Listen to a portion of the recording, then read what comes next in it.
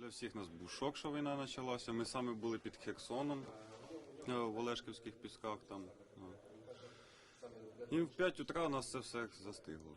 Ніхто до останнього надіявся, що це не може бути такого, що ось війна почалася. От, чесно, ми там в Олешківських пісках жили в палаточному городку, типу такого. І коли в 5 утра почалась тривога, там ніхто до кінця не усвідомлював, що це вже росіяни на нас напали. Тобто ми, як обично, вибігли з палатки до машин і чуємо щось посвистіло, то ракета десь рядом впала і все. І ще це сознання, воно якби через пару днів тільки прийшло, що вже повномасштабне вторгнення, війна до нас. До такого не можна бути готовим. Ну, що є, то є.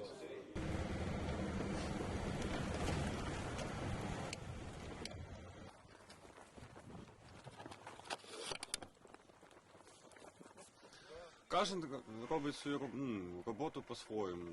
От артилерія, вона як? Це як один дружний організм. Тобто ми приїхали, кожен знає свою задачу, що хто має біля пушки робити.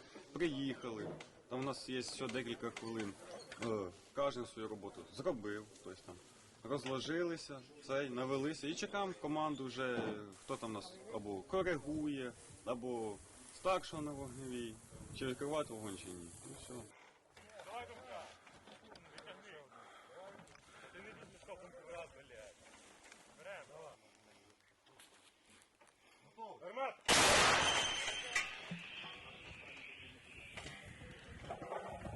Гармат. Ми ж як їздили.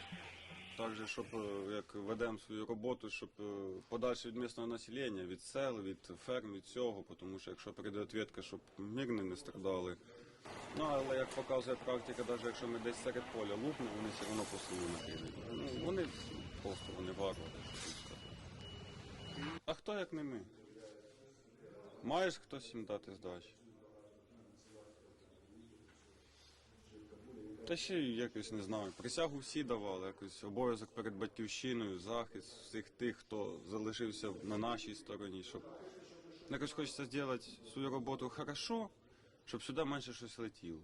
Тобто навіть на звільнених селах, оцих всіх теж хочеться їх трохи вже відганяти далі, щоб вони теж люди якось жили вже тіше.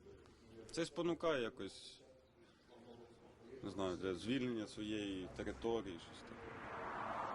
Нема, ми на своїй землі, не знаю, що вони хочуть. Вони всі тільки або здохнуть, або виймуть.